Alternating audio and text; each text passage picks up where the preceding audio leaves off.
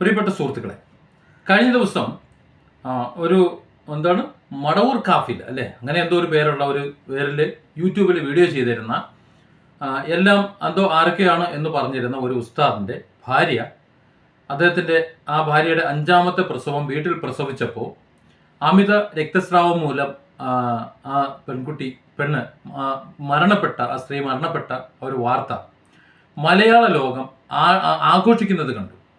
ഞാൻ ആക്ഷേപിക്കുന്നു പറയുന്നില്ല, ആക്ഷേപം ഉണ്ട്, പക്ഷെ ആഘോഷിക്കുന്നത് കണ്ടു. അങ്ങനെ ആഘോഷിച്ചതിൻ്റെ ഒരു പ്രധാന കാരണം ഒരു മുസ്ലിം കമ്മ്യൂണിറ്റിയാണ്, മലപ്പുറമാണ്. ഇത് രണ്ടും കൊണ്ടാണ്. അപ്പോൾ കിട്ടുന്ന ഒരു അവസരത്തിൽ ചൊറിയണം എന്നതുകൊണ്ട് പിന്നെ അലോപ്പതിൻ്റെ കച്ചവടക്കാർ, ബിസിനസ്സുകാർ, ആ ബിസിനസ്സുകാരെല്ലാവരും കൂടി മാന്തി പൊളിച്ചങ്ങട്ട് വീട്ടിലെ പ്രസവം അതാണ് മോശമാണ്, അതാണ് ഇതാണ് എന്ന രീതിയിൽ ഒരു ജനിതക പ്രവൃത്തി, ഒരു സാധാരണ ഒരു പ്രസവം, അതിനെ എല്ലാ മൃഗങ്ങളും എല്ലാ ജന്തുക്കളും ചെയ്യുന്നത് പോലെ ഒരു പ്രവൃത്തി മാത്രമാണ് മനുഷ്യന്റെ പ്രസവം എന്നിരിക്കെ അതിനെ കച്ചവടവൽക്കരിക്കാൻ, വലിയ രീതിയിൽ ബിസിനസ് വൽക്കരിക്കാൻ കിട്ടാത്തത് കൊണ്ട് ഉള്ള കലിപ്പ്, അല്ലെങ്കിൽ അതുകൊണ്ടാണ് ഇത് സംഭവിച്ചത് എന്ന രീതിയിൽ കൊട്ടിക്കൊഴിച്ച് വലിയ വാർത്തകൾ ചെയ്തത് ഞാൻ കണ്ടു.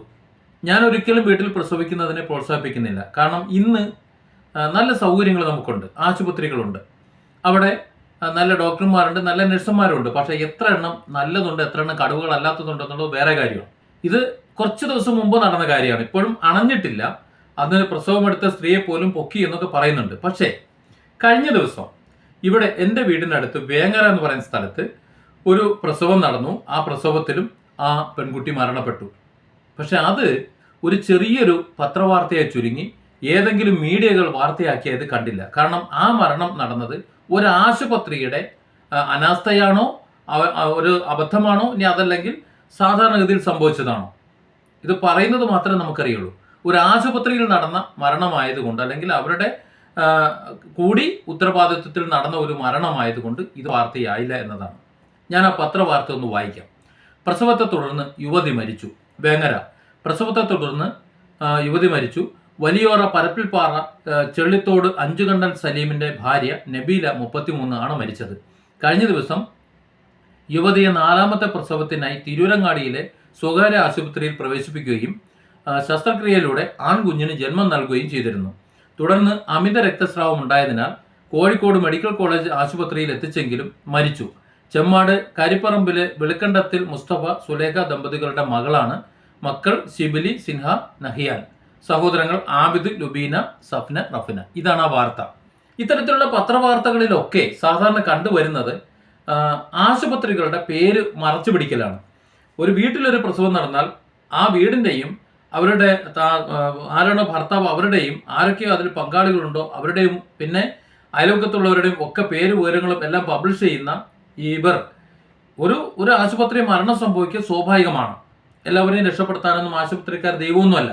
പക്ഷേ ഒരു ആശുപത്രി ചികിത്സ നടത്തുമ്പോൾ എന്തുകൊണ്ടാണ് ചികിത്സ നടത്തിയ ആശുപത്രിയുടെ പേര് പറയാൻ മടി? ഇവിടെ പ്രസവ സമയമാകുന്നു, 4ാമത്തെ പ്രസവമാണ്. 4ാമത്തെ പ്രസവമായ സമയത്ത് ഇവർ ആശുപത്രിയിൽ തിരൂരങ്ങാടിയിലുള്ള MKH ആശുപത്രിയിൽ പ്രവേശിപ്പിക്കുന്നു.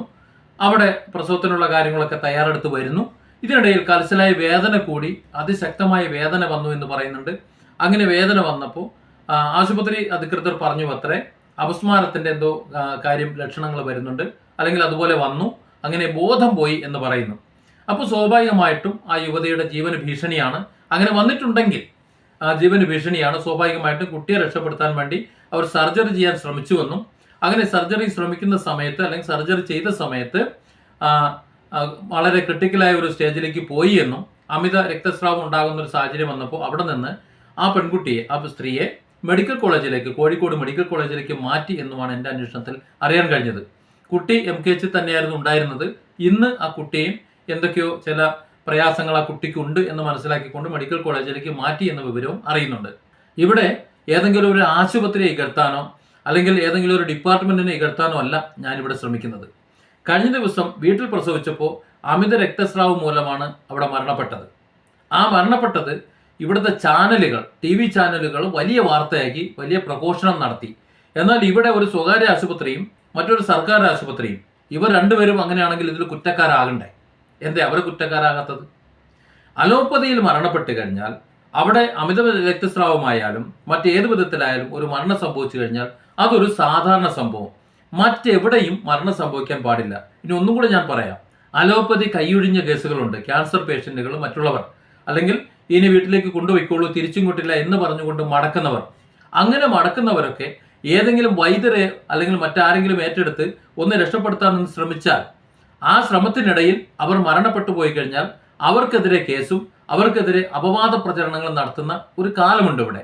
ഇതിനൊക്കെയാണ് ഇവിടുത്തെ അലോപ്പതിയുടെ മൂത്താശാരിമാർ ഇവിടെ നിരന്തരം ശ്രമിച്ചുകൊണ്ടിരിക്കുന്നത്. അതിന്റെ ഭാഗമായി തന്നെയാണ് കഴിഞ്ഞ ദിവസം ആ മൊയ്ലിയാരുടെ ആ ഭാര്യ മരണപ്പെട്ടതുമായി ബന്ധപ്പെട്ട് ഇത്രയധികം വലിയ വിവാദം ഉണ്ടാക്കിയതും. അതിൽ അലോപ്പതി മാഫിയയുടെ പങ്ക് വളരെ വലുതാണ്.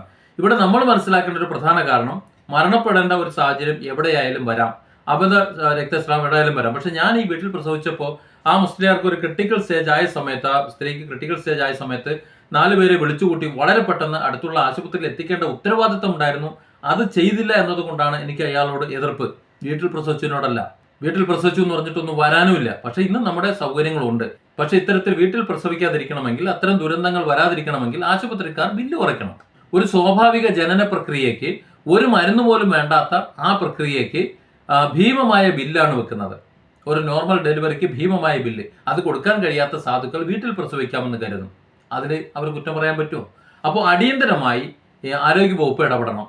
ഡെലിവറി കേസിൽ, ബാക്കിയുള്ള കേസിലൊക്കെ എന്തെങ്കിലും ക്രിട്ടിക്കൽ സ്റ്റേജോ സർജറി കേസോ മറ്റ് ചികിത്സകളോ എന്തുണ്ടെന്ന് വെച്ചാൽ ചികിത്സകൾക്കൊക്കെ, രോഗങ്ങൾക്കും മറ്റവസ്ഥകൾക്കും ഒക്കെ അതിനാവശ്യമായ ബില്ല് അവർ വാങ്ങിക്കോട്ടെ, ഒരു പ്രശ്നമില്ല.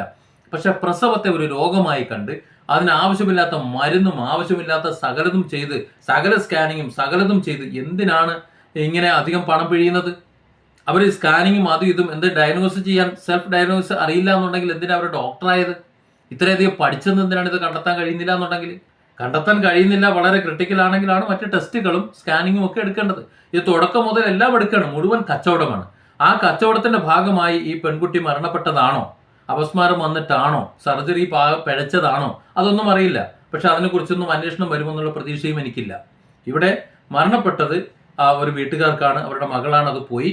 പിന്നെ ഒരു പിതാവിന്, അതായത് ആ ഭർത്താവിന് 4 മക്കളുടെ ചോദ്യത്തിന് മറുപടി പറയാൻ പറ്റാത്ത ഒരു സാഹചര്യം ഉണ്ടായി.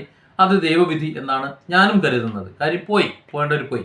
പക്ഷെ എന്തുകൊണ്ടോ മീഡിയകൾ വലിയ വാർത്തയാക്കുന്നില്ല. അപ്പോൾ മീഡിയകളുടെ ഉദ്ദേശം വേറെയാണ്. വീട്ടിലെ പ്രസവമോ അല്ലെങ്കിൽ അതിൻ്റെ ഉണ്ടാകുന്ന ആപത്തോ മറ്റു കാര്യങ്ങളൊന്നുമല്ല. ചില മാഫിയകളുടെ താല്പര്യം കൊണ്ട് മാത്രമാണ് ആ വിഷയം അത്രയും വിവാദമായതെന്ന് ഇതിന്ന് വ്യക്തമല്ലേ? അല്ലാന്നുണ്ടെങ്കിൽ ഇപ്പോൾ MKH ആശുപത്രിയെ കുറിച്ച് വാദോരാതെ വാർത്ത വരണ്ടേ? കോഴിക്കോട് മെഡിക്കൽ കോളേജിനെ കുറിച്ച് വാദോരാതെ വാർത്ത വരണ്ടേ? അതൊന്നും വന്നിട്ടില്ലല്ലോ. Different angles. Don't forget to subscribe and support this channel.